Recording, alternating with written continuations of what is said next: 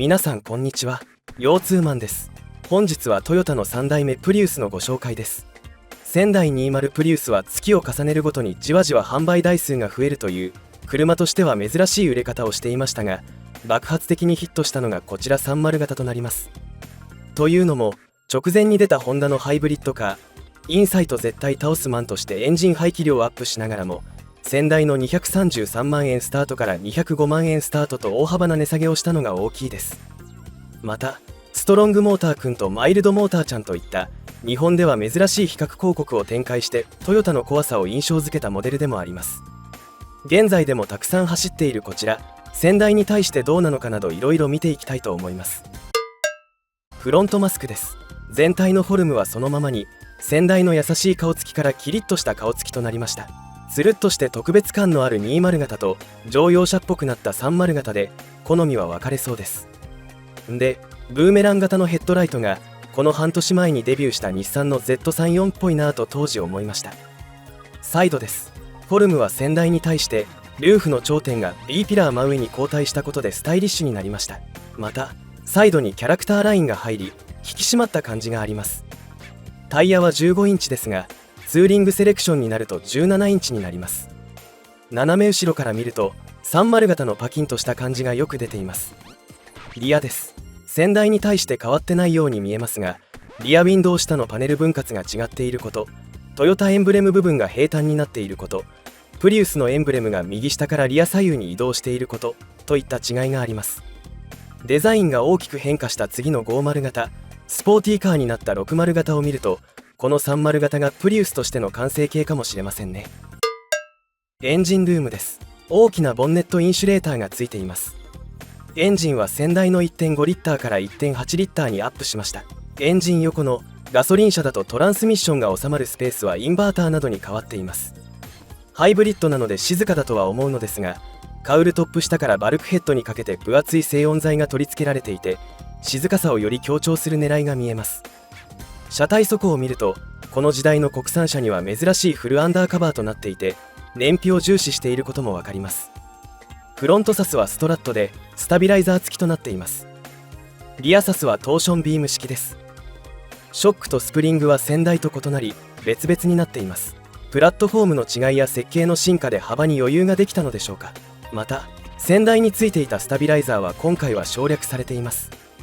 こちら珍しい装備としてソーラーパネル付きムーンルーフがついています。電気が溜まると定期的に換気してくれます。ムーンルーフは開閉式です。ちょっとしたオープンカー気分が味わえて嬉しい装備です。こちら21万円のオプションでした。高く見えますが、つけるとサスがツーリングセレクションと同じになります。発売当時の30プリウスの走行性能の評価は芳しくないものでしたが、実際どうなんでしょうか。そのあたりは走行編で見ていきます。まず前席に乗り込みます。天井は低めです。シートの高さも低めで、ポジションは足を伸ばす姿勢になります。フロントシートは先代より形がスポーツシートっぽくなりました。座面が50センチと長いですが、先代同様スポンジが柔らかめで、お尻が落ち込む姿勢なのが気になります。シートリフターは全体が上がって良いです。一番上にすると私だと頭がムーンルーフを突き破りそうです。視界はシート一番下だとボンネットは見えません。シート一番上でもギリギリボンネットの縁が見えるくらいですが、三角窓や短めのボンネットで視界に対する配慮はされています。ステアリングにはチルトとテレスコピック調整がついており、前後上下の調整ができます。動く幅が大きく、さらにステアリング調整時の動きに余韻があって高級感があります。良いです。シートと合わせてポジションの調整は問題ないですね。膝が持ち上がるシート形状が気になりますが、ステアリングはクラクション部分の大きいトヨタっぽい形です。先代よりボタンの数が減りました。丸いボタン部分を触るとメーターに触った部分が表示される機能がついています。運転中に視線を動かさなくてよく便利です。メーターはセンターメーターでいろいろ見たり調整したりできます。先代同様エアコンの風量、温度調節もできます。ただ先代だとカラーだったエネルギーモニターが線画になってしまったのが残念です。この辺りは定価が下がっているのでしょうがないですかね。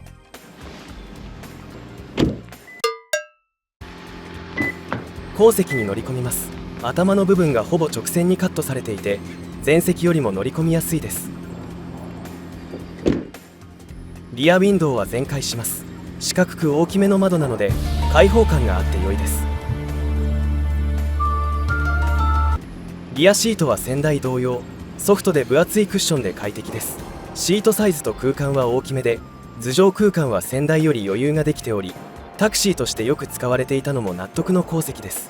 ただフロントシート同様座面が前上がりになっているのがちょっと気になりますが、中央席はセンターコンソールが出っ張っていますが、センタートンネルが低めなので結構座れます。また3点式シートベルトとヘッドレストがあるのも良いです。先代もしっかり座れる後席でしたが、30はさらに進化して普通のセダン同様の快適さを持っています。これは売れたのも納得です。フロントドアは上にポケットがあり、アームレスト部分にはモケットが貼られています。下にはドリンクホルダーがついています。先代のようにトリムが色分けされていたり質感の違うプラを使っているわけではないですが、なかなか質感があります。インパネは先代を踏襲しつつ、当時のオーリスなどと同じ橋のような大きなセンターコンソールがあるデザインとなっています。ちょっと残念なのは先代の後期型に似た模様のプラ素材を使っていますが、先代は弾力のあるタイプだったのに対して30だと完全なハードプラになっています。そのあたりはコスト的に難しかったのかもしれないですね。続いてエアコン見ていきます。小スペースのフルオートエアコンになっています。特筆すべきは AC ボタンの横に花粉除去モードがあることですね。その下には EV モードなどの切り替えスイッチがついています。シフトレバーはいろいろ物議を醸すプリウスシフトです。場所は取りますが、スタンダードなストレートシフトで良かったかもしれないですね。シフトの端には開閉式のドリンクホルダーがついています。このスペースの下には大きなトレイがあります。ちゃんと下にマットが敷いてあり、置いたものが転がって音がしないようになっています。このセンターコンソール構造は近年だと日産の E13 ノートが採用していますね。センターアームレストはスライド式で、後ろに下げると取り外しのできるドリンクホルダーが出てきます。開くとスマホが置けそうなトレイと深いスペースが見えます。トレイを外して見えるスペースの底には先ほど同様マットが敷いてあり、音に配慮されています。ここにアクセサリーソケットや AUX 入力端子があり、音楽プレイヤーやスマホがごちゃつかないようになっていますね。助手席前には上下2段のグローブボックスがあり、ダンパーの効いた開き方に高級感を感じます。このように前席の収納はかなり多く、普通に車として便利です。後席です。ドア収納はポケットのみですが、モケットが貼られていて質感高いです。左右両方のフロントシート裏側にポケットがあります。ポケットがあるとキックガードなどつけるときに便利です。リアセンターにはアームレストがついています。プレミオなどと同様、途中で止まらず座面につくのが微妙ですが、カップホルダーがあったり掛け心地が良かったりであって便利な装備です。天井周りはこんな感じで、必要なライトは全てついています。200万円台の車でこれはすごいですね。真ん中に見えるムーンルーフからの景色はこんな感じです。これで森の中やビルの乱立する街、高速道路の高架下を走ると面白いです。個人的には普段意識してみないガソリンスタンドの天井が見えた時感動しました。では荷室を見ていきましょう。高さはあまりないですが、リアオーバーハングがセダン並みにあるため荷室奥行きがあり、買い物かごはたくさん乗ります。奥行きは87センチ、横幅は広い部分で150センチ、リアサスがある部分で95センチとなっています。端の向かって左側は小物入れで、右側は 12V バッテリーが入っています。リアウィンドウからトランク内が丸見えですが、トノカバーがついているので荷物を隠すことができ、防犯上安全です。隔壁の開閉をするようなノブを回して荷室のボードを外します。大きな床下トレイが出てきます。さらにその下には遮音材に挟まれたスペアタイヤがあり、奥にはニッケル水素バッテリーが見えます。リアシートは6対4分割になっており、倒すとフルフラットになります。大きい方のシートはちょっと重いです。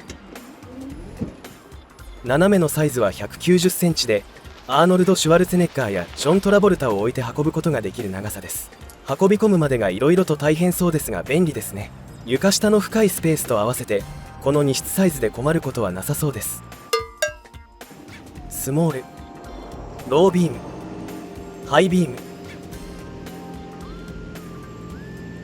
フォグランプ、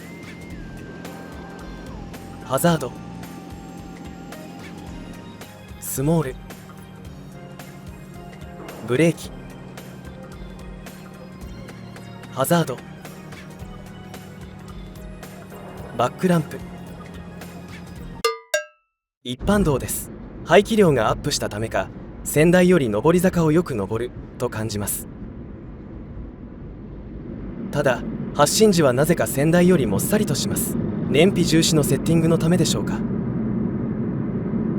さらにロードノイズはガーゴーとダイレクトに入ってくるようになり、ハンドルは中央が甘い感じでややフラフラとします。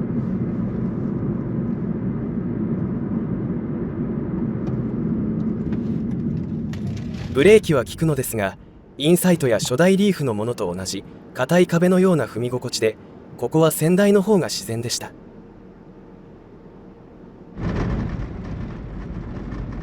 乗り心地もバタバタドタドタと騒がしく、正直先代よりモヤモヤした運転感覚で精彩を欠くなというのが正直なところです。狭い道です。三角窓である程度視界は確保できていますが、ダッシュボードが高いため左前が全然見えないです。ここは慣れの問題ですが、視界が良い部類の車ではないですね。走り出してからのトルク感、スピードの乗りは良いのですが、 NVH の部分が結構コストカットされている印象です。またシートが前上がりなので1時間ほど運転しているとお尻が痛くなってきました。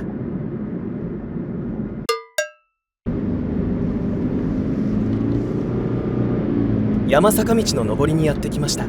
なかなか高揚感のあるエンジン音とともにぐんぐん上っていきます。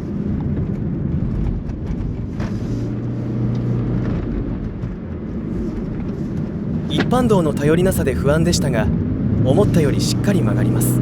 ロールは少なく安定はしているのですが、やっぱりハンドルがふにゃふにゃしており、カーブで切り足したり戻したりと一発で決まらないのがモヤモヤしました。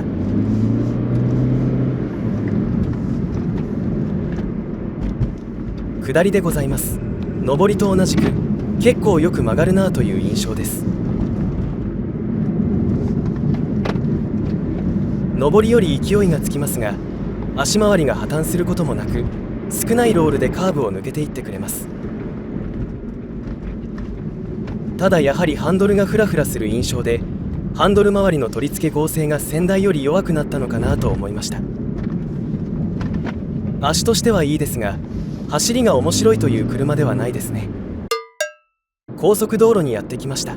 毎度の60キロから120キロのタイムを計測します。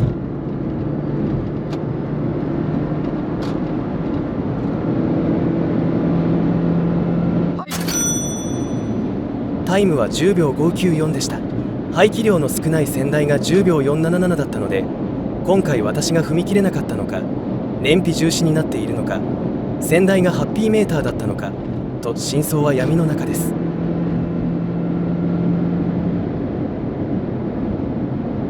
120キロ巡航中です。先代ほどの不気味な安定感はないのですが、こちらもかなり安定しています。下道でガタガタしていたボディは安定し、横風で不安定になることもなく、段差もうまく乗り越えていきます。やはりプリウスは高速で安定しますね。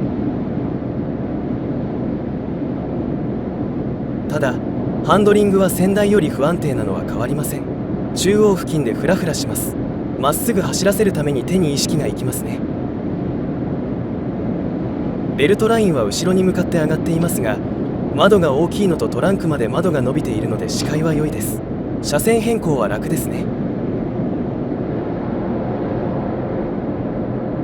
100キロです。正直120キロの方が安定感があります。段差の衝撃も大きく感じるようになります。高速でぶっ飛ばしているプリウスの気持ちがちょっと分かりました。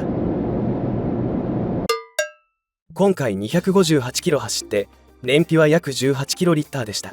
普通に走って20キロと言われるプリウスですが、私はどうも燃費面での相性が良くないようです。今回の30プリウスの5段階評価ですが、評価は3、普通です。